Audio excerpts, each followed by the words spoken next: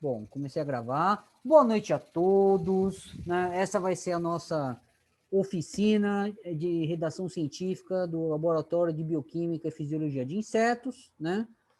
Na verdade, a gente já teve uma oficina dessas alguns anos atrás, teve muito sucesso, na minha opinião, e por isso a gente resolveu repetir, né? Visto que tem muita gente nova no laboratório, e eu acho também que é legal a gente ter o registro, né, desse tipo de atividade, né? Na verdade, eu acho até que poderia ser uma oficina permanente, né? Mas a gente vai gravar as sessões, né? Para que quem não puder participar nesse horário, né? Pode assistir ao longo da semana ou ficar a par do que está acontecendo. Eu pretendo fazer sessões semanais de mais ou menos meia hora, no máximo 40 minutos, para não ficar uma coisa muito cansativa, porque eu acho que aqui a gente está com... a gente vai precisar testar formatos. Tá? Alguns anos atrás, essa oficina ela foi dada num esquema mão na massa, né? A gente se reunia numa sala lá no ensino, cada um trabalhando seu artigo, e a gente ficava trocando ideia, mexendo, né, nos artigos. Né?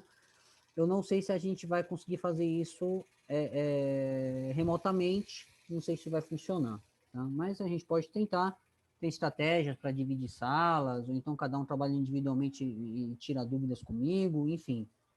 A gente vai descobrir, né, ao longo dessas sessões o que funciona melhor.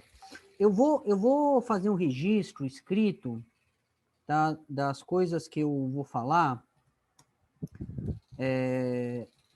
para depois passar para todos, né, para a gente ter um roteirinho, alguma coisa assim, ou então a gente também ter um material de consulta, né, para quem não participou, né. Então, essa aqui vai ser a nossa oficina de redação científica. Eu vou anotar as minhas ideias ou as coisas que eu vou falando aqui nesse Word. Talvez PowerPoint seja melhor, não sei. Depois a gente pode mudar de programa, tá? Mas hoje eu quero discutir com vocês coisas bem introdutórias, bem básicas, tá? Bom, eu já expliquei mais ou menos como é que isso vai funcionar. O objetivo dessa oficina, dessas reuniões regulares, é que quem nunca escreveu um artigo científico tenha mais facilidade quando for escrever o seu primeiro artigo.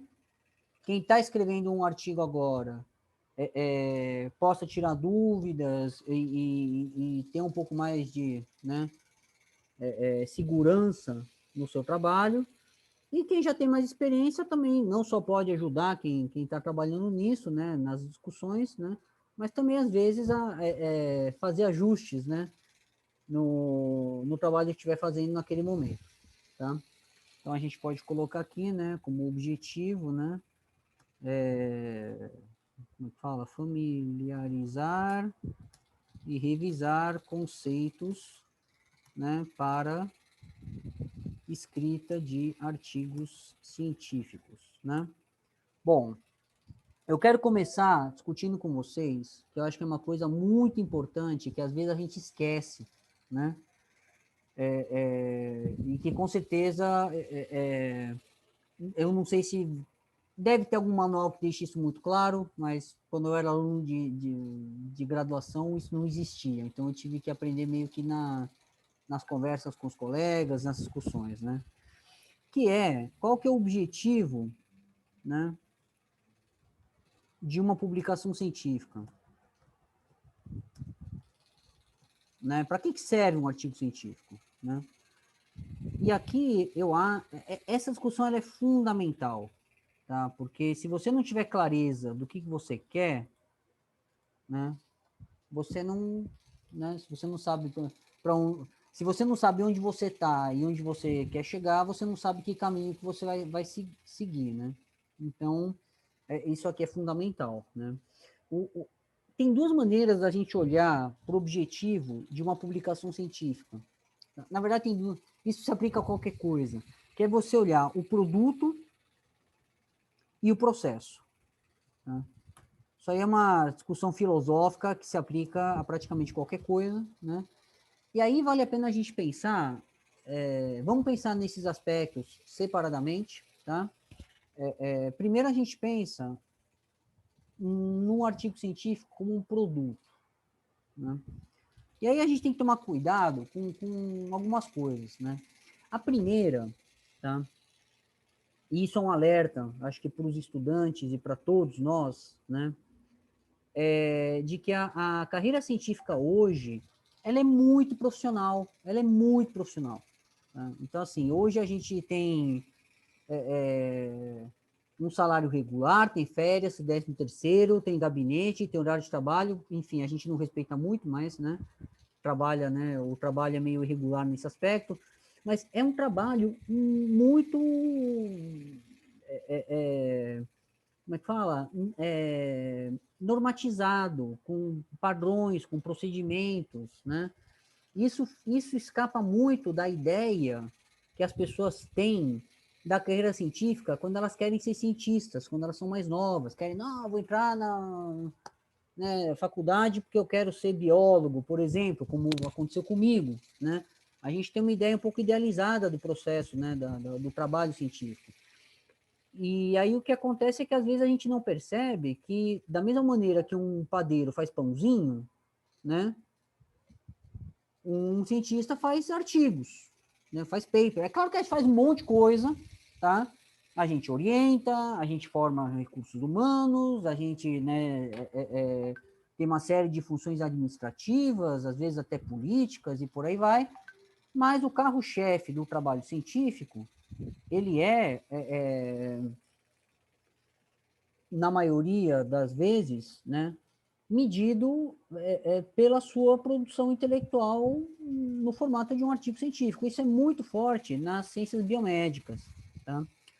Nas ciências humanas é um pouco diferente, valoriza-se muito a produção de livros, por exemplo. Né? Nas ciências exatas também tem áreas onde não se escrevem tantos artigos, o que conta muito mais são comunicações a congressos, né? Computação é assim, né? Uma comunicação a congresso na área de computação tem um peso enorme. Na engenharia também, ou então patentes, né? Registros, patentes, invenções, né? Mas como nós somos um laboratório da área biomédica, a gente acaba, né, um pouco restrito, né? Focado nos nossos parâmetros, né? E aí vem aquela coisa, a gente tem que tomar cuidado com isso. Tá? Eu estou fazendo esse alerta porque muitos de vocês estão no começo da carreira. Então, não pode perder o foco disso. Tá? Vocês têm que ter um histórico regular de publicações se vocês quiserem seguir uma carreira acadêmica de sucesso. Tá? A gente começa a publicar, isso varia muito, tem gente que começa publicando na iniciação científica, no mestrado, eu mesmo só comecei a publicar no final do meu doutorado, então isso varia muito, tá? Mas o que vai pesar no seu sucesso acadêmico é a regularidade da tua produção, tá? Então isso é olhado assim com muito detalhe, tá? Na verdade, assim, um cientista ele acaba se profissionalizando, acaba ganhando essa capacidade, né, de criação, né, de publicação de artigos científicos, né, ao longo da sua formação, né, e o que se espera é que um doutor, né, quando ganha o título de doutor, ele teoricamente consegue fazer isso mais ou menos sozinho, tá? E o que se espera de um pós-doc, de um bom pós-doc, é 1 a 2 papers por ano, tá? Isso é mais ou menos, isso varia muito, né? Tem gente que publica muito mais, tem gente que fica um pouco nesse limite, mas uma coisa que eu posso afirmar com segurança para vocês é que se vocês não publicarem, vocês estão lascados, tá? Tem que publicar com regularidade, tá? Então, às vezes eu até brinco, falo, olha, o padeiro faz pãozinho, o carpinteiro faz armário, o cientista faz paper, tá? Então, e aí, assim, os nossos clientes que chegam na nossa padaria ou na nossa loja de móveis, né? Eles não querem saber se teu pãozinho, sabe, problemas. Eles querem chegar lá e ver o pãozinho, querem chegar lá e ver os móveis. Então, a comunidade que nos sustenta, a sociedade, né, como um todo, ela só vai perceber a tua produção a partir, né, da publicação das tuas ideias, dos teus resultados, das tuas descobertas, né? Esse é o registro, né, que se convencionou fazer na comunidade científica ao longo dos séculos. Tá? E, na verdade, isso acaba sendo até uma questão até um pouco, é um critério até interno, né, que é meio até um pouco corporativista, né, que é o da aceitação pelos pares, né, você vai ser aceito pela comunidade científica e esse reconhecimento acaba, né, como é que fala, transparecendo para o resto da sociedade conforme você publica as suas ideias. E aí a gente tem que tomar um cuidado, que é a velha discussão, olha, ok, chegamos a... Eu estou dando uma mensagem muito clara para vocês, de que vocês têm que gerar um produto, né, tem que produzir um produto, e aí a gente tem aspectos desse produto que tem que ser discutidos, né, que é a questão também da qualidade, né, desses artigos e da quantidade. Tem que tomar muito cuidado com isso, né, isso é muito observado, né,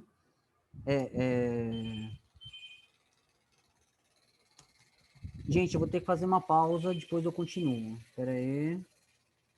Onde que eu paro a gravação? Um segundo.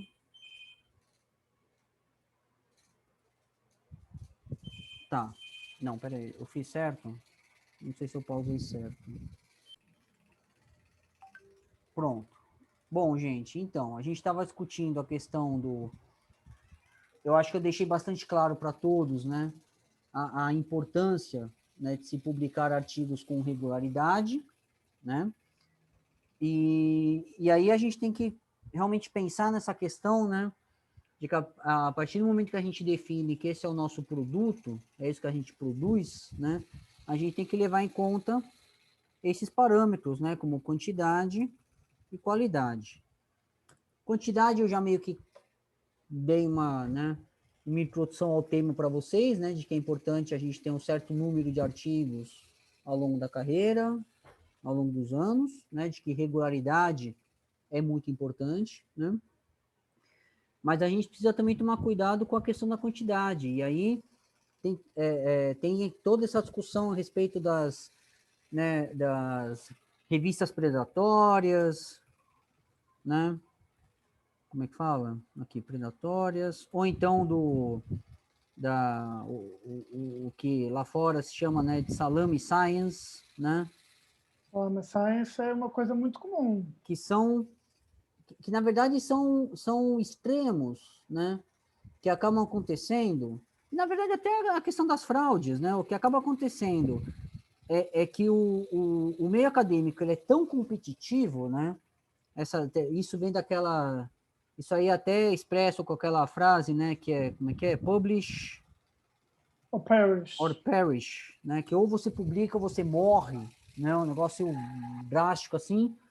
O que acaba acontecendo é que as pessoas acabam sentindo uma pressão tão grande para publicar e por várias razões acabam, né, seguindo caminhos um pouco questionáveis, né? Por exemplo, publicando por publicar em revistas que não revisam os artigos, onde você tem revistas em que você manda o artigo e no mesmo dia ele já está online, ou seja, ninguém leu, ninguém revisou, e isso quer dizer que você publica qualquer coisa, entendeu? Assim, você publica dados e tem inúmeros casos disso, né? Relatos disso, de você publicar coisas inventadas, ou então publicar a mesma coisa várias vezes, para você ter lá, né, vários artigos no teu currículo, né, e criar essa sensação de muita produção, né?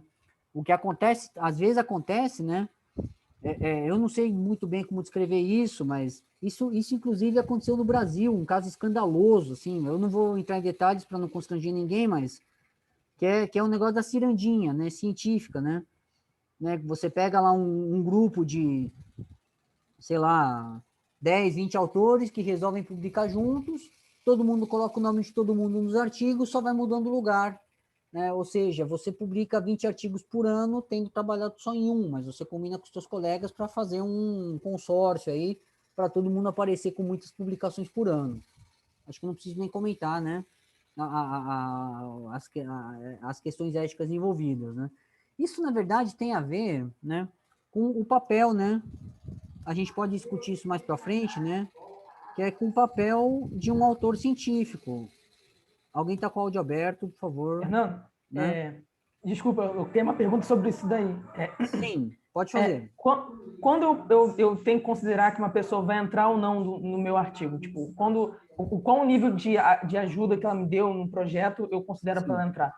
Bom, olha só, não tem, às vezes, assim, tem situações que são muito óbvias, né? E tem outras que não. Né? Então, vamos começar pelas óbvias. Né? Então, vamos pensar vamos pensando também numa publicação científica mais tradicional, né? Pensando num artigo original, onde você tem dados, resultados de experimentos, e com esses resultados você mostra alguma coisa, né? Para a comunidade. Então, um caso óbvio de autoria é quem é o de, né? Concepção, né? Do projeto ou dos experimentos, né? Quem tem as ideias, por exemplo, ou quem contribui. Agora, isso aí tem extremos. Às vezes você tem uma pessoa que entra num artigo porque ela deu uma ideia, ou algumas ideias. Né? Tem artigos onde tem pessoas lá que participaram da concepção do artigo inteiro, percebe? Então isso aí pode variar bastante. Mas acho que ninguém vai discutir essa questão. Olha, uma pessoa que contribui com ideias, ou contribui com o pensamento dela, né? Ela tem um mérito intelectual inquestionável, né?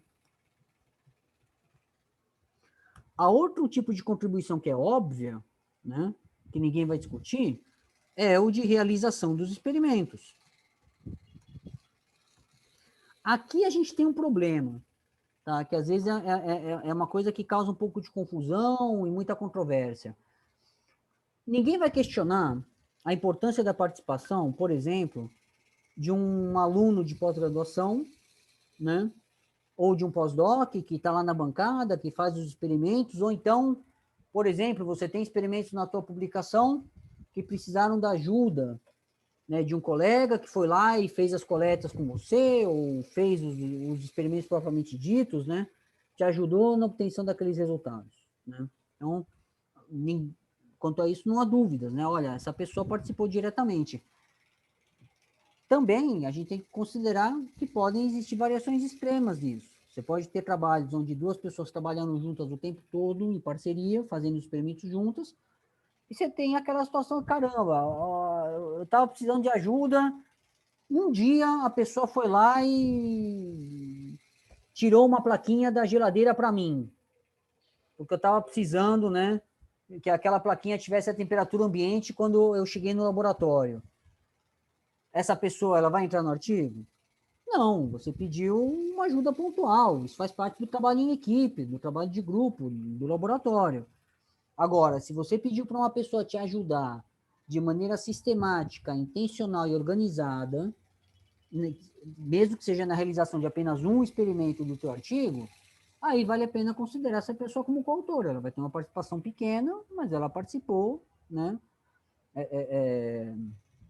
Como é que fala? É um pouco diferente disso que eu te falei. Ah, pô, tira essa placa para mim, por favor. Isso é diferente, né?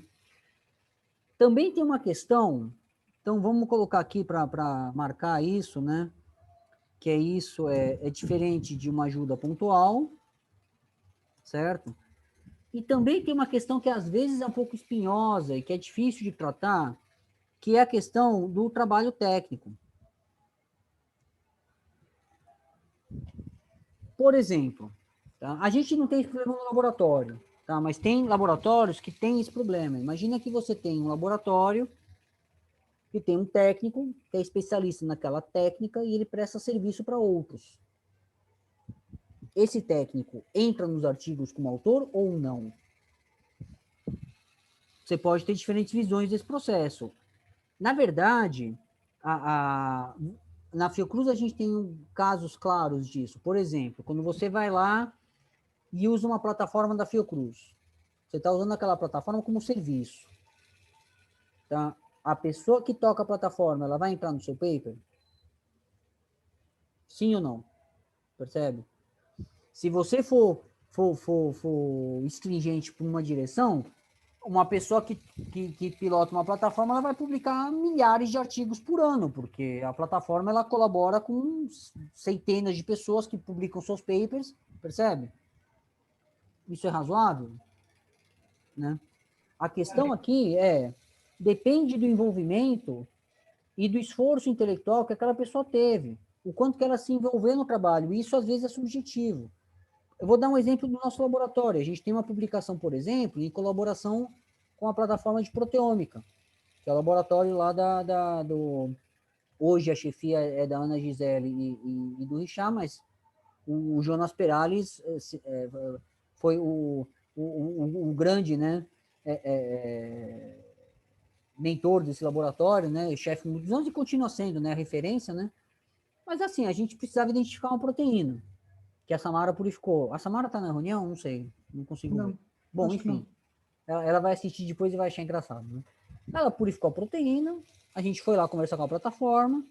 Olha, a gente precisa identificar essa proteína purificada. Vocês podem ajudar a gente? A gente não só submeteu a amostra da Samara às técnicas, né, de identificação da plataforma, mas eles nos ajudaram a analisar os resultados, a fazer os experimentos, fizeram os experimentos juntos com a gente. Então, não havia nenhuma dúvida de que eles eram autores daquele, né, artigo. Agora, a gente também manda amostras para a plataforma de sequenciamento de DNA, que fica no primeiro andar do nosso prédio. É muito diferente. A gente tem lá um DNA isolado, que está num tubinho, a gente preenche um formulário, entrega o tubinho para a técnica, ou tecnologista, eu já não me lembro mais. Não, acho que tem os dois, mas enfim, entrega esse material, esse tubinho para uma pessoa, que coloca lá junto com outros 100 tubinhos, numa máquina praticamente automatizada, aquilo lá entra numa linha de produção, a máquina cospe o resultado e a gente recebe o resultado bruto por e-mail. É a gente que analisa. Então, assim, o envolvimento intelectual na obtenção dos resultados e na análise desse técnico é muito pequeno. Nesse caso, a gente, né, entende que, olha, não tem sentido colocar essa pessoa na publicação. A recompensa que ela vai ter pelo trabalho que ela faz é de outra natureza. Tá? É uma recompensa né? Não vai ser uma recompensa intelectual, uma recompensa ou por pagamento pelo serviço, ou então o reconhecimento institucional, né? Da importância das plataformas, da Fiocruz, que realmente são coisas fundamentais para a fundação. Né? Tem diferentes maneiras. Tá? Outro tipo de... Oi. Nesse caso, a pessoa entraria como colaborador? Existe esse posto? Não. Se ela só está fazendo um trabalho técnico, ela não está tendo envolvimento intelectual com o trabalho, é assim, tem que tomar cuidado, tá, Juliana? Porque essas situações, elas têm variações que são praticamente infinitas. O exemplo que eu dei é o extremo, é muito claro. A gente chega lá com o tubinho e a máquina cospe um resultado 2 dias depois. É uma linha de produção aquilo lá. Por exemplo, tá? Vou te dar outro exemplo. Antigamente, não, fazer primer, por exemplo. Quando você pede um primer, né? A pessoa, o fabricante do primer, ele é autor do seu artigo? Não, ele prestou um serviço. Você deu para ele a sequência, ele fez o primer e te entregou. Você compreende? Então, quando fica muito clara essa situação de prestação de serviço, normalmente a pessoa não é considerada um autor da publicação.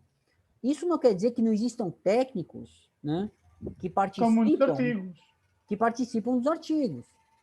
Tá? Se eles estão lá, se eles estão com um desses papéis de realização de experimentos com envolvimento intelectual, não é uma linha de produção, não é uma coisa que está sendo paga, ou a pessoa está interpretando os resultados, está participando da discussão, está participando da equipe que pensa, né, aquele projeto, não tem sentido não incluir o técnico na confecção, na autoria.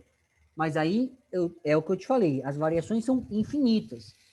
Você tem técnicos que se envolvem, mas pela natureza do vínculo deles com a equipe, ou pela natureza do trabalho, ele não é considerado um autor. E isso varia demais. Por exemplo, no meu doutorado, eu purifiquei várias proteínas. Né?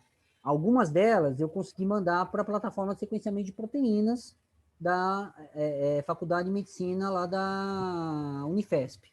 Tá?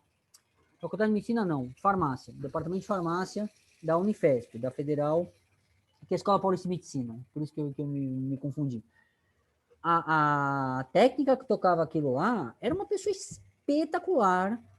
Ela fazia o sequenciamento, naquela época o sequenciamento era por Edman, gerava lá uns cromatogramas de HPLC, ela fazia análise daquilo lá, que era uma análise chata de fazer, você tem que olhar o cromatograma, ver se aquele pico era pico mesmo, e aí e dava para a gente a sequência, mas ela fazia uma análise cuidadosa do resultado, e discutia ele com você se você precisasse. Mas aquilo era encarado, olha, aquilo lá era um serviço da Escola Paulista de Medicina, eles prestavam esse serviço para outros laboratórios, né? A gente colocava nos agradecimentos como cortesia, e falava na metodologia, olha, a gente obteve a sequência de aminoácidos na plataforma de sequenciamento de proteínas da Escola Paulista de Medicina, né, /Unifesp. Então, essas situações elas variam muito, tá? Tem situações que são muito claras. Em geral, o serviço técnico não entra na publicação, tá? Que mais? Concepção do projeto de experimentos. Por exemplo, tem algumas situações em que os autores, né, eles não participaram, tá, dessas etapas claras de conceber os experimentos. Não, outra aqui que eu não coloquei. Antes disso, onde eu vou chegar. Análise dos resultados.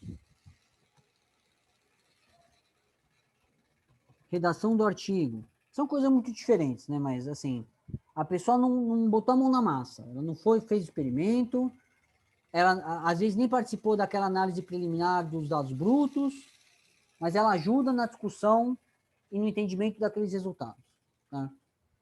Isso acontece muito na nossa área, especialmente quando a gente trabalha com biologia computacional, tá? Ou com uma interface, ou com uma análise estatística, por exemplo. Você precisa de ajuda na análise estatística, e aí você tem uma pessoa que vai lá e te ajuda muito na análise daqueles resultados, com técnicas estatísticas, ou matemáticas, ou de computação.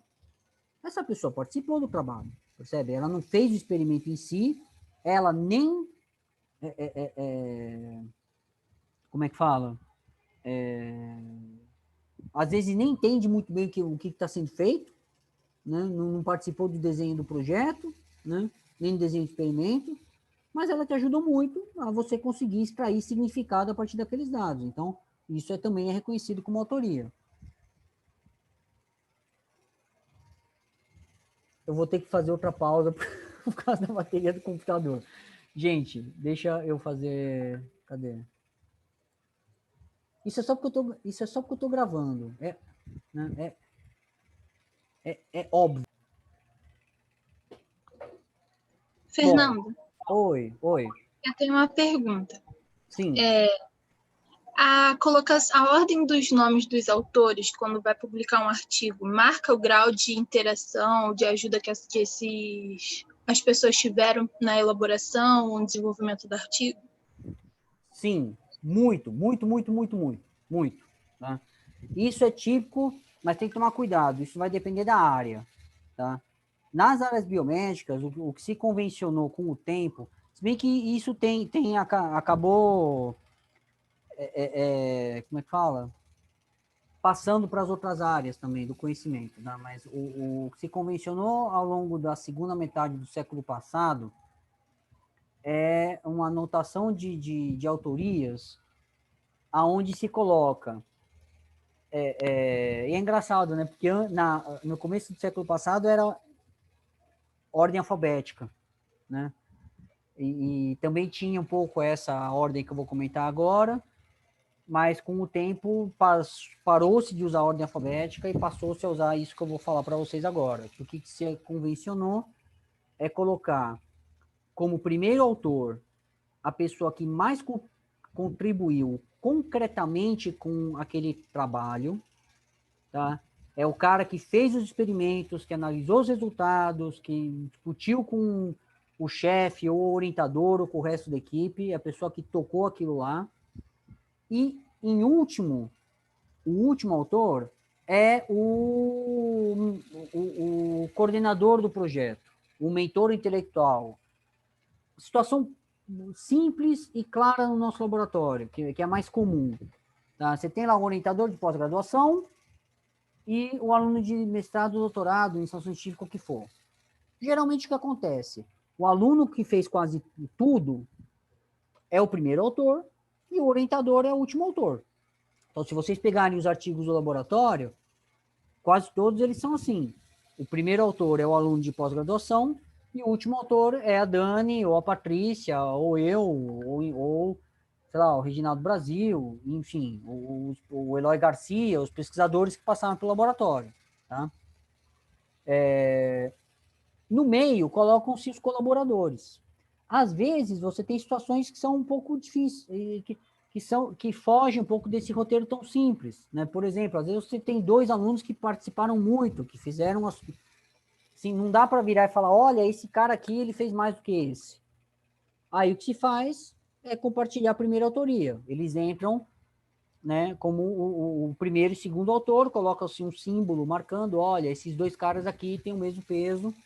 Isso dá direito. Vamos imaginar, Suelen, que você publica um paper com muita ajuda da Jennifer, por exemplo. Tá? Então, você pode colocar, quando se faz isso, você pode colocar no seu currículo que o seu paper é Pereira et al. E a Jennifer vai poder colocar que é Evangelista et al. E é o mesmo paper. Tá? Quando Entendi. Quando isso não acontece, o primeiro nome... Então, Pereira et al. Significa, olha, foi a Suelen que fez tudo aqui, ou quase tudo. Foi ela que foi a pessoa mais importante aqui nesse trabalho.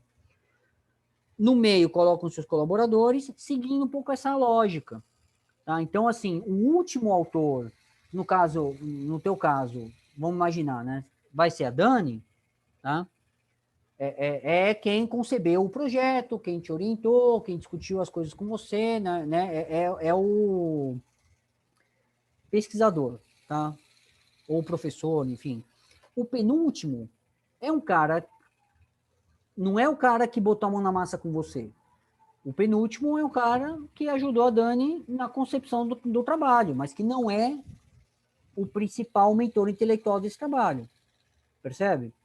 Então, a gente organiza isso em ordem. Deixa eu voltar a compartilhar aqui, que aí eu coloco isso no papel. A gente coloca... Bom, no papel entre aspas, né? A gente coloca aqui... vamos colocar aqui... Depois, antes do Salame Science, a ordem de autoria. Né? Então, vai do primeiro para o último. O último, né, é o mentor, gestor, idealizador. E o primeiro é o... como é que fala? Executor, né? Então, para não ter... Né?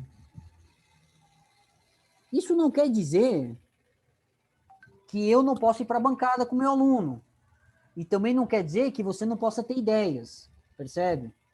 Mas é meio que uma maneira das pessoas, quando elas olham para um artigo, saberem, olha, esse aqui é o cara que fez as coisas na bancada, e esse último aqui é o orientador, ou pesquisador, ou chefe do laboratório. Isso é usado para valorizar as carreiras e para entender como as pessoas se desenvolvem na carreira acadêmica. No começo da carreira, a pessoa tem muitos papers como primeiro autor, ou como primeiro ou como segundo. E conforme ela vai ficando mais velha, ela vai tendo papers como último autor. E aí ela vai sendo reconhecida em função disso. Se eu, no estágio no qual me encontro, como chefe de grupo, não tiver papers como último autor, isso é visto como um problema. Fala, pô, o Fernando não está tocando projetos? Ele não está orientando alunos? O que está acontecendo com o Fernando? Se você, como aluno de pós-graduação, não tiver papers como primeiro autor, também vão questionar isso. Fala, poxa, mas ela não está conseguindo fechar as publicações do projeto dela?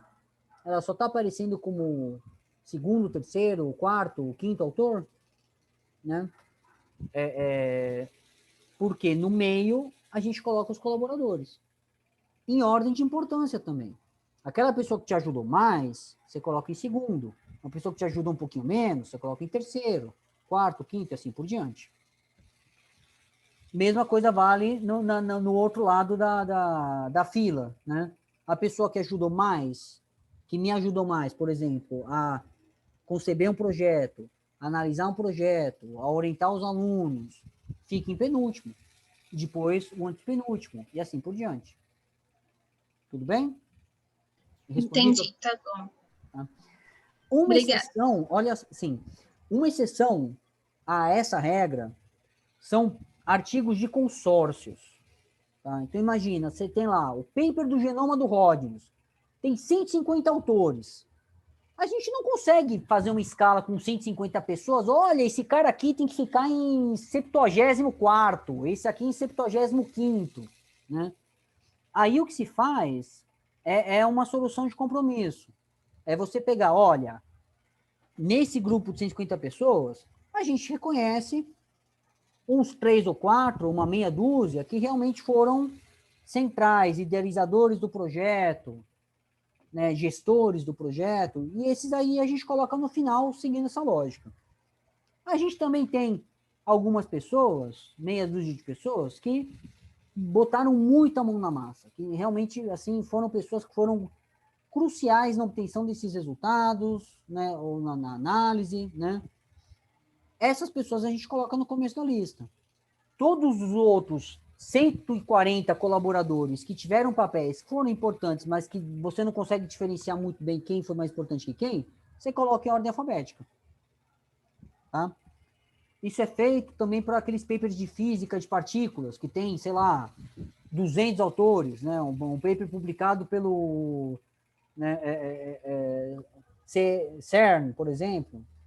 É isso. O último autor é o chefe do grupo, o primeiro é o cara que ficou lá pilotando, né, aquela linha, né, de obtenção de resultados, e no meio você tem uma equipe enorme de pessoas que trabalhou né, em consórcio na análise daqueles resultados. Tá? Bom, para fechar um pouco a pergunta do João, que acabou ficando mais complexa do que eu imaginava, né, como todas, né, a gente tem pessoas que ajudam na análise dos resultados, pessoas, às vezes, que ajudam a escrever o artigo, colocar as coisas no papel de uma maneira qualificada, né, dando ideias, fazendo uma discussão relevante, acrescentando elementos, tá, na tua interpretação ou na tua leitura dos resultados.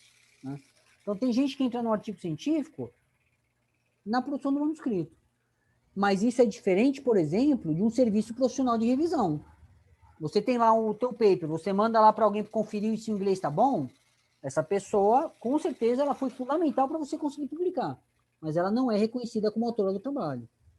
A gente pede contribuições intelectuais, tá? Relevantes, óbvio. Né? Às vezes você tem gente que entra num artigo porque ela é importante, às vezes, assim, eu tenho que tomar cuidado com a descrição que eu vou fazer, tá? Mas a pessoa ela é importante na obtenção de recursos estratégicos, por exemplo. Vou dar um exemplo. No começo da minha carreira, eu escrevi muitos projetos com ajuda, assim, ajuda mesmo, quase a 4 mãos, com o Eloy Garcia e com a Patrícia Zambuja. Tá? Quando saía um paper, resultado daqueles projetos, eu achava correto reconhecer o papel que o Eloy teve na obtenção daquele projeto, na obtenção daquele fomento e na criação daquela linha de pesquisa. Então, o Eloy entrou em muitos artigos, né, sem ter colocado a mão na massa, óbvio, né, sem ter orientado o aluno comigo, né, e às vezes até com uma discussão muito pontual dos resultados, né, ou então participando um pouco do manuscrito, mas ele foi fundamental na obtenção do projeto que gerou aquela publicação. Tá? Isso acontece às vezes com consórcios também. Tem projetos, a gente tem, por exemplo, um projeto CDC, que são, sei lá, acho que são uns 4 ou 5 pesquisadores, né? a gente escreveu esse projeto juntos, né, e obteve aquele fomento juntos, né? Então, uma interpretação, né, da dinâmica de publicação desse projeto, falar, olha, a gente publica as coisas juntos, porque essas pessoas foram importantes, né, para a gente conseguir, né, chegar onde a gente chegou, e elas deram contribuições intelectuais. Tá? Não é a pessoa que carimbou o formulário, ou só que deu dinheiro, ou só, a pessoa escreveu o projeto, discutiu o projeto, assim, né, de maneira relevante, ok? Também tem aquela coisa, vou dar outro exemplo, que acontece muito na área biológica, que dá muita briga por causa disso. Tá? A pessoa vem no meu laboratório e me pede meia dúzia de barbeiro. Eu tenho que entrar no trabalho dessa pessoa? Sim ou não? O que vocês acham? Acho que sim. Porque eu dei alguns barbeiros, é isso? Mas você está cedendo um material de pesquisa, né? Pois é. Aí, Jennifer, essa é uma situação um pouco complicada, porque muitas vezes você obter material de pesquisa tá quase que naquela categoria de serviço que a gente comentou antes, né? Eu não tive envolvimento nenhum com a pesquisa, eu nem sei o que vão fazer com os barbeiros, não vou acompanhar, e às vezes pode ser até uma coisa muito pontual. Mas eu acho que é diferente quando você trabalha o material, tipo, você disseca, você prepara com certo cuidado, aí eu acho que entra no quesito de experimento. Concordo com você. Se você participou da preparação de amostras, tá? E isso não está... Foi a Mayara que falou agora, né? É sempre a Mayara. Ok. Tá. Eu acho que, mesmo participando da dissecção de amostra, precisa fazer um pouco mais. De repente, participar de reunião com discussão intelectual a respeito do projeto todo e tal. Porque só dissecar a amostra eu acho que não é suficiente. Pois é, Mesmo que dê um trabalho e tal, mas assim, eu acho que tem que participar de quase tudo. Eu acho que, assim, aqui a gente tem que tomar muito cuidado, tá? Porque você tem leituras... Você pode ter leituras diferentes da coisa. E a gente tem que tomar muito cuidado para não cometer julgamentos, né, levianos, tá? Às vezes a pessoa me pede os insetos e eu estou dando aquilo lá como um favor ou como um serviço. Eu não estou participando do trabalho, eu não tenho interesse, percebe? Sabe? Então, não faz sentido. Ou então é um material, sabe, de obtenção muito fácil, percebe? Vou dar um exemplo, vou chutar o balde, Jennifer. Imagina que o laboratório do lado precisou de uma caixinha de chip.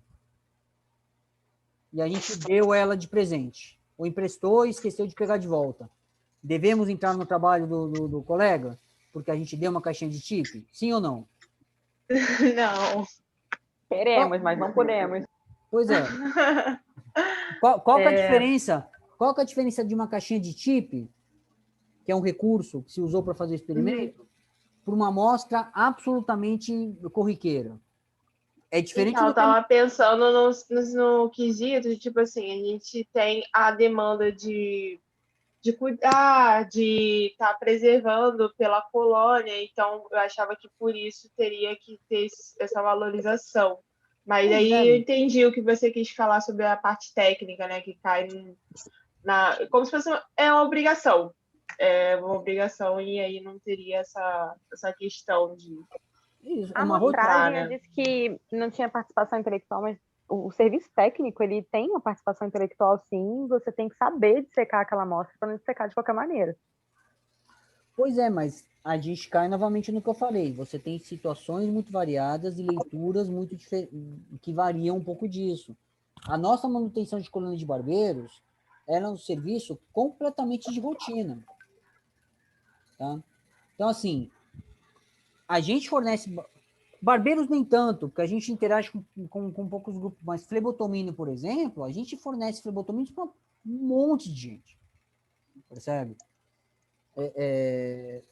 E tem gente que... A gente tem empresas que compram o nosso flebotomínio, ou que demonstram interesse em comprar, percebe? é sutil. Bom, a diferença não é tão sutil, mas a gente não pretende entrar num paper ou num pedido de patente do pesquisador de uma empresa que comprou o nosso flebotomínio. A gente vendeu o flebotomínio. A gente prestou um serviço, percebe? O nosso envolvimento na geração daquilo lá foi puramente técnico. Agora, essas situações variam muito. Por exemplo, a gente pega mosquitos no Laficave, ovos de mosquitos no Laficave, tá? Dependendo do envolvimento do que o Laficave tem nos nossos artigos, a gente coloca eles como autores. A gente, por exemplo, nos artigos do Bruno, com o Bento e o Ademir, a gente simplesmente não pegou ovos, a gente discutiu o status de existência daquelas populações, condições que deveriam ser usadas nos testes de campo e de semicampo, percebe? É diferente de uma pessoa que vai lá e usa a colônia de ovos de mosquito do Bento como plataforma. Preenche um formulário, pega um saquinho de ovos e... Compreende? Nesse caso, o que o Bento e o Ademir fazem questão é ter o registro de que a pessoa pegou lá os ovos, porque isso aí é recompensado como serviço pela fundação, em termos de orçamento laboratorial. Tá? Essa situação de amostras biológicas é super complicada, super complexa e tem... Não é muito linear. Não é, tem muitas variações. Às vezes depende da dificuldade de obtenção daquela amostra biológica. Uma coisa é ovo de mosquito que o laboratório gera, sei lá, milhões por semana, entendeu? Outra coisa é a pessoa que foi para a Antártida, conseguiu coletar 10 larvas de mosca que crescem em cocô de pinguim, percebe? E aí essas larvas vão ser analisadas por um taxonomista, alguma coisa assim. Caramba, pô, você pode virar e falar, não, mas essa pessoa aqui, ela só deu as larvas, ela só deu as moscas, ela tem que entrar no trabalho? É diferente. Eu acho que é só acordar tudo antes, né? Você já deixa tudo Isso. de papel passado, tipo, em acordo. Eu concordo inteiramente com você, né? Isso é uma outra questão, né? Então, se faz acordos, né, normalmente ou não? Não tem essa burocracia antes de fazer um paper, Depende assim. muito. Na maioria das vezes, a Maiara está certa, tá? Eu falo isso por experiência própria, inclusive em conjunto com ela, né? Essas coisas devem ser combinadas antes, para você não ter choro e ranger de dentes, né? Na equipe, né? Mas porque as pessoas podem ter leituras diferentes. Isso precisa ficar claro desde o começo, né? Acho que o Bruno também pode, né? Acho que também vai entender esse tipo de problema, né? É importante ter essas coisas muito claras, né, desde o começo. A ponto de fazer um acordo formal, eu não tenho essa vivência, tá? Em laboratórios de pesquisa, colaboração entre laboratórios de pesquisa, isso não é muito comum, tá? Eu acho que isso é mais comum quando você tem colaboração entre empresa e laboratório de pesquisa governamental, ou então quando você trabalha com agências, por exemplo, consórcios internacionais, ou então com agências, né, multinacionais tipo OPAS, OMS, né? Aí você tem que... Tudo tem um acordo, às vezes, que você não deve publicar os resultados de confidencialidade, ou então de participação daqueles resultados, né? Enfim, a coisa é mais burocratizada nesses contextos, tá?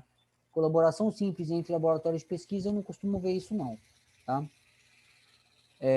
E costumo haver consenso, tá? Eu acho que, assim, dos, sei lá, 50 trabalhos que eu publiquei até hoje, eu tive, cara, uma ou duas situações nas quais eu percebi que houve divergência, tá? Nesse tipo de atribuição, tá bom? Gente, olha só, a gente já está com... Fernando. Oi. Uma perguntinha, eu botei lá no chat, mas acho que você não viu. Ah, perdão. Não, tudo bem. Porque Eu sei quando a que gente compartilha, a gente não vê o chat. Não, tranquilo. Eu sei que é uma situação muito... Mas eu já ouvi relatos de pessoas, principalmente que estão iniciando na carreira acadêmica, auxiliarem nos experimentos, até gerarem resultados, mas no final das contas, depois de muitos anos, depois de um tempo, elas descobrem que não foram nem colocadas como colaboradores. Elas teriam como recorrer a isso depois, uma vez que ela foi publicada? Isso é muito difícil, muito complicado, tá? É possível? Tá? Mas a pessoa, ela tem que ter... essa é uma discussão bastante ingrata, tá, Mariana? Porque, obviamente, o teu relato, percebe? A tua pergunta, ela já está meio que induzindo uma resposta, percebe? Você já está partindo do princípio de que o trabalho daquela pessoa não foi reconhecido como deveria, tá?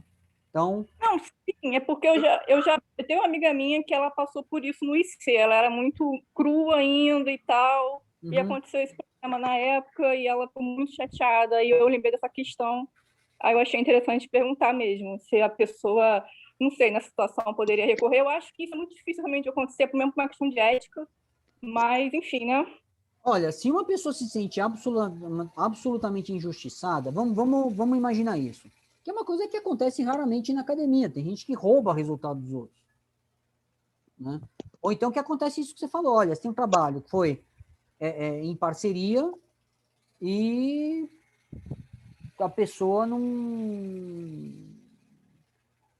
foi ignorada ou excluída do trabalho por razões, né, não acadêmicas, né, vamos dizer assim, né? O que pode acontecer é a pessoa que se sentir injustiçada fazer uma denúncia ao editor da revista, tá? E aí você pode ter uma discussão a respeito da autoria daquele trabalho e um reconhecimento a posteriori através de uma errata do artigo, tá? Às vezes, eu já vi isso acontecer, tá? Até voluntariamente, tá? Acontece isso, grupo muito grande, tem, sei lá... Isso aconteceu, vamos botar os pingos nos is. Isso aconteceu no paper do Genoma do Barbeiro. Tinha 150 autores, aí quando publicaram, teve lá uma ou duas pessoas que viraram e falaram, pô, vocês não me colocaram, eu fiz isso aqui. O que aconteceu aí é que realmente foi uma falha de comunicação grande num grupo muito grande, tá? Aí fez-se uma errata do artigo e colocou-se uma lista atualizada de autores. Então, assim, respondendo claramente a tua pergunta, é possível corrigir a lista de autores de uma publicação, sim, tá? Isso pode ser feito voluntariamente ou pode ser feito não voluntariamente, que é muito mais complicado, porque aí você tem que fazer uma denúncia para o editor. Que como quando a tua pergunta foi meio beligerante, eu já comecei a pensar no pior, entendeu? Mas assim, se realmente é uma situação de conflito, isso é bastante complicado, porque você tem que fazer uma denúncia para o editor da revista, ele tem que acatar a tua denúncia e tem que provar que você participou daquele artigo, que os caras eles te ignoraram, né? Isso é complicado. Peraí, deixa eu terminar. Isso é muito complicado, porque quando você submete um artigo e você publica, você preenche uma série de formulários atestando de que você contatou todos os autores, de que todos eles estão de acordo com a publicação, de que todo mundo leu, etc e tal, entendeu? Então, assim, é uma questão que, né, pode resultar em problemas legais, inclusive, né? Gente, olha só, eu não quero estender essas reuniões por mais de uma hora, tá? Por enquanto. Eu já deu uma hora eu só falando e eu acho que isso vai ficar muito cansativo. Vamos pausar a nossa discussão, tá?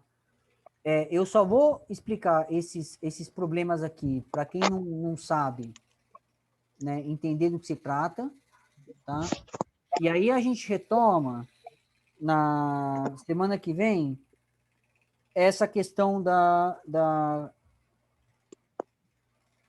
dos objetivos de um artigo de uma maneira um pouco mais, né, direta, né? Pensando, né, quais são os requisitos mínimos, né, de qualidade que um artigo tem que ter, tá bom? Só para fechar, o que é Salami Science? Caso algum de vocês não sabe o que se trata, é você pegar um artigo e dividir ao máximo. Então, em vez de você ter uma publicação,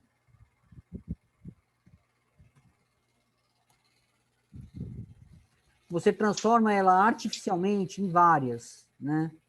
Em 3, 4 artigos, tá? Para você ganhar em número, para você poder colocar no teu currículo que você publicou vários artigos naquele ano. Tá? Tem gente que faz isso. Tá? Isso é péssimo, né? Porque,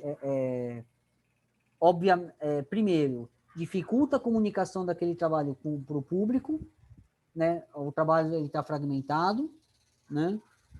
E essas publicações elas acabam sendo super redundantes, né? E você meio que fortalece essa cultura da quantidade, né? Sem olhar muito, né, para a qualidade daquela comunicação. E muitas vezes a qualidade em ciência tem a ver justamente com o nível de profundidade com a qual você ataca aquele tema. Se você cria 3, 4 publicações pequenas que atacam superficialmente um ponto desarticulado, né, ou mesmo que seja articulado, mas muito específico daquela linha de pensamento, é claro que você está trabalhando com publicações de menor qualidade, tá? A questão das fraudes científicas, né? Aí é um universo à parte, a gente podia dar um curso inteiro sobre isso, mas você tem desde gente que inventa dados, até gente que, né, maquia os dados, né? Faz uma alteração na imagem, um tratamento da imagem que favorece demais uma leitura específica daqueles resultados, né? Você até tem a escolha, né, enviesada, né, de dados, né, para você comprovar a tua teoria, né? Enfim, tem assim, vários tipos, esses acho que são os piores, os que me vêm à cabeça agora, né? E é óbvio que nessa oficina de redação científica, a gente deve ter essa discussão e se preocupar com quem vão ser os autores dos nossos artigos, qual é a importância deles, e eu não quero ver ninguém fazendo nenhuma dessas coisas aqui, tá? Submetendo para a revista predatória, ou fazendo, né, cirandinha, ou essas coisas aqui. Tá? Então, por favor, né, não caiam nessas tentações. Né? Eu vou pegar o pé de vocês de noite, né, assombrar vocês pro resto da vida, né, se eu pegar um de vocês fazendo isso, ok? Então, eu acho que o meu artigo dava para dividir em 2, hein? A gente pode discutir isso, acho que a gente pode usar isso como exemplo. Vale a pena, não vale a pena? Enfim. A gente quer fazer isso? Quer usar como um estudo de caso aqui para a nossa audiência? Bom, vamos... A gente pode discutir isso depois, porque agora você está com pressa, né? Sim. Não é isso, é que eu não quero que isso aqui seja muito cansativo. Tá? E também, sim, se a gente for começar a discutir isso, a gente teria que... A gente pode preparar esse caso para discutir com o pessoal na semana que vem. Tá? Show. Gente, eu vou retomar então semana que vem a partir desse ponto, né, das características que definem um artigo de boa qualidade, tá? Alguém tem alguma dúvida? Quer fazer alguma pergunta para a gente fechar essa sessão? Bom, já que você falou, quero rapidinho. Como é que eu vou analisar, que eu não tenho noção disso, como é que eu analiso se é uma revista predatória? Tá. Mas se você quiser responder semana que vem, pode ser, tá? Para não te atrasar. Não, eu joguei um link lá no grupo, Juliana. Sim. Para verificar as revistas predatórias. Tem uma base. Tem algumas dicas. Ah, tá. Tá, Juliana, okay, tem algumas dicas, tá? Revistas predatórias, geralmente, não estão indexadas nas bases de dados mais consensuais, tá? Quais são elas? Eu vou fazer uma lista aqui, vai. Revistas predatórias. Primeiro, um critério. Não estão em bases de dados. As mais comuns são o PubMed, o Easy, o Cielo, né? Tem muitas outras, tá? Mas, e aí tem que tomar cuidado, porque algumas revistas predatórias colocam que elas são né, indexadas, né? O Web of Science entra nessa lista. E aí coloca uma base de dados blurbs, assim, fake, né? Muito cuidado com isso. Você tem que consultar os teus colegas, o teu orientador, para ter certeza. Ó, isso aqui, né? Se é uma base de dados reconhecida pela comunidade científica ou não, né? Também tem que tomar cuidado, porque isso aí vai variar de campo para campo, tá? Biológicas, exatas e humanas, patentes, por exemplo, está em um universo à parte, né? Outro critério, não são revisadas por pares. Tá?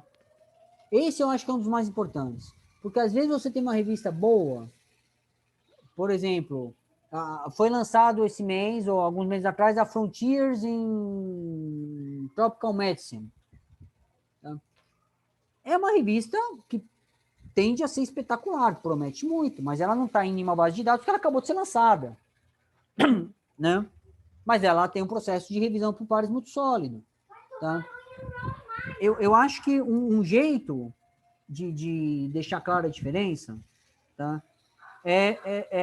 Revista predatória é aquela que você pagou ou publicou. Tá? São revistas que te oferecem um processo de revisão super rápido, publicação em 2 dias, publicação em 1 semana. Isso é muito, muito diagnóstico, assim. Você tem esses anúncios, assim, eles são sempre muito suspeitos, tá? Porque a revisão por pares é um processo longo, que demora. Isso é uma das coisas que eu ia discutir, vou discutir na próxima sessão, sabe? E você só consegue publicar tão rapidamente se você não toma tanto cuidado nesse processo, tá? Outro critério bom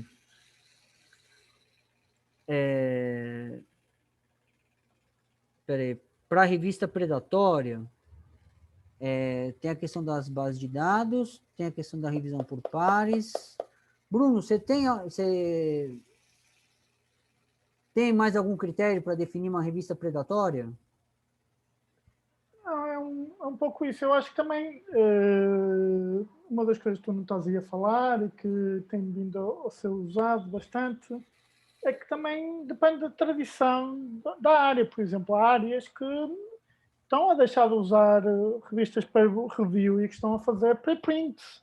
Ou seja, a comunidade organizou-se e eles validam artigo a artigo e fazem em reservatórios. Ou seja, isso também convém falar com as pessoas da tua área e, normalmente, os artigos que tu citas ou as revistas que tu lês, artigos, normalmente são as revistas da tua área que tu deves... Ou seja, há uma questão também da tradição da tua área de investigação. Ou seja, na física é muito comum, neste momento, as pessoas não publicarem em revistas indexadas. Fazem tudo em preprint, por exemplo. Uhum. Mas claro, isso claramente, por exemplo, na nossa área não é uma tradição e se fosse assim era a desgraça com a quantidade de artigos que há e com a baixa qualidade de muitas submissões seria muito punk. Mas acho que está bom. Acho que é isso.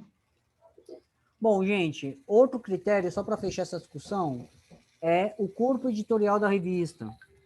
Isso é um jeito também de você perceber, olha, isso aqui é uma revista de qualidade ou uma revista predatória. Muitas vezes você conhece o corpo editorial, são cientistas consagrados na área, muito importantes, muito renomados. Esses caras não tendem a se colocar, né, numa revista predatória. Então, se você pega lá um corpo editorial que não tem histórico nenhum na área, tem poucas publicações, ou às vezes até tem revista que é fake, que é simplesmente fake, percebe? Inventa lá e pronto, joga lá uma foto de um cara de gravata e pronto. Esse aqui é o professor, né? Enfim, inventa um nome lá e aí o pessoal acredita, entendeu? Então tem que tomar muito cuidado. Quem é o corpo editorial? Quem são os revisores? Tá?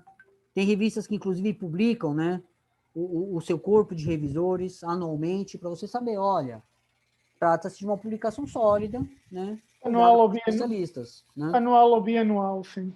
Sim. Gente, eu vou encerrar por aqui, tá? E Semana as que revistas vem... também fazem isso para revisores, muitas vezes. Eles publicam a lista de revisores do ano. Sim. Vou colocar aqui, lista de revisores. Gente, Fernando, oi. mas rapidinho, foi interessante você falar isso, que eu fiz essa pergunta justamente porque a minha orientadora da pós, ela é editora da revista Fitos, e ela se manifestou para querer publicar, entendeu? Aí eu vou dar uma olhada, é isso. Bom, a gente pode conversar o teu caso depois, tá? Com mais cuidado, Ok. tá bom? Porque eu realmente eu preciso encerrar agora, porque senão... Não, vai lá. Né, problemas. Não queremos ver Bom, chinelos voando hoje. isso. Beijo. Semana que vem a gente continua, pessoal. Eu vou parar de gravar.